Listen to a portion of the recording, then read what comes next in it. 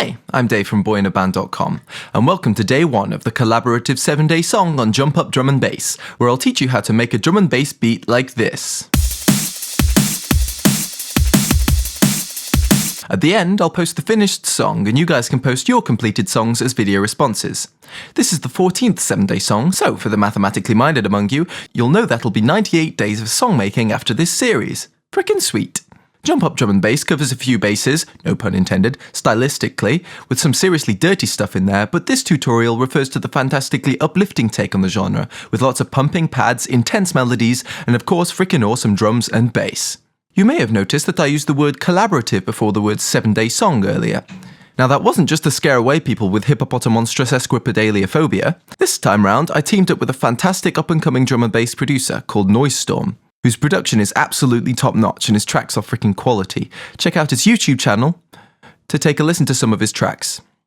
Yes, Owen O'Brien is his real name, but I'm going to continue calling him by his producer alias since I think there's humour to be found in casually referring to someone as Noise Storm. Since his screen capture software wasn't being cooperative, I'm going to periodically channel Noise Storm's ghost to explain certain parts of the process that he worked on, temporarily ignoring the fact that he's alive and well, and I think that mediums are blood-sucking parasites that prey on the depressed and desperate for their own financial gain. So, let's start day 1 of the tutorial, where I'll be teaching you how to make a drum and bass beat with a really useful reusable combinator patch and some EQing and compression advice. Okay, let's begin. We're going to begin by setting the track tempo to 175. Drum and bass varies from about 160 to 180, but Jump Up Drum and Bass tends to be faster to enhance the energetic, upbeat feel. We're going to chuck in a mastering suite, and a mixer. And now it's time to channel Noise Storm to do some explanation. Cue the spooky music. Whoa, this is weird. Hey there guys, Noise Storm here. Hang on, Dave must have left on this reverse delay and reverb effect. Hang on there. There we go. That would have got old fast. So, usually when I'm making a new drum and bass track, I start with the beat. It's good to have it as a starting point before you start playing with melodies and creating other synths. So in this track, we'll make a punchy and powerful beat to really get that pumping jump-up feel to the track. Now, a beat for Jump Up Drum and Bass doesn't really differ that much from regular DnB, but I find if the beat is more hectic and more fills and variations are added to it, it does make it a lot more suited to the genre.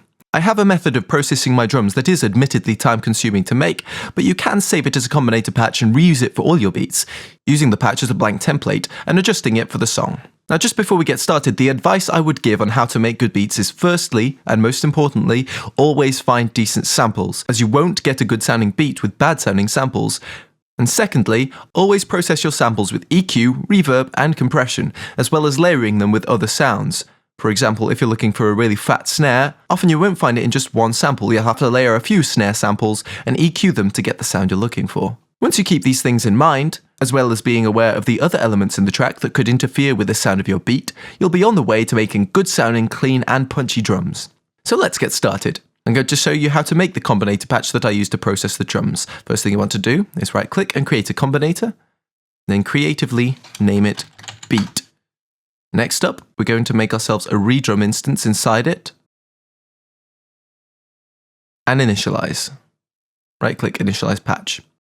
Now, underneath the redrum, holding shift so they won't automatically connect to anything, create 6 M-class equalizers, each with an M-class compressor under them. Once you've done that, right click, create mixer 14:2 and hit tab to flip the rack. And we're going to link up each individual redrum channel to an EQ, then from the EQ to the compressor, and then from the compressor to a spare channel in the mixer. I'll show you with one, and then I'll speed up the rest.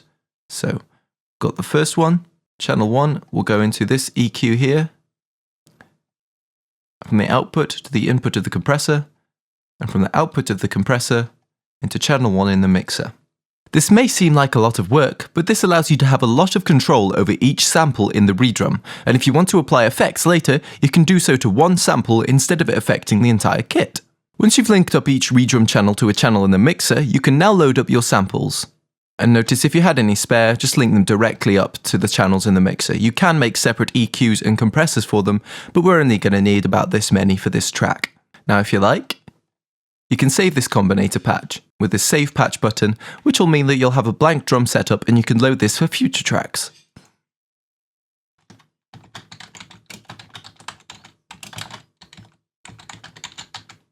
I'll load up the samples now. Okay, the samples are in, and I've just realized if you hit Tab, go from the master out of the mixer, and link that up to the From devices from the combinator, we'll actually be able to hear them. So in this track, we've got 3 different kick samples. The first of which has a lot of mid-range. The second has a high clicky attack, and the third has a decent low end to it. The 3 kicks combined form a nice strong punchy kick. I've then loaded in 4 snare samples, here, here, here and here, along with this little hi-hat, which will all layer to make a nice strong sounding snare. On the last channel, I've loaded in a kick, which will be used for the sidechain compression, which plays a big part in the song, but we're going to talk about that later. Now, let's add in some notes. Okay, so we've just got the notes in there. I'm going to mute our kick that we're using for the sidechaining, just for now.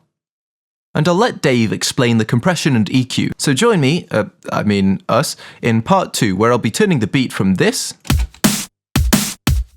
into this, after I vacate this body with an overly dramatic and painful sounding effect.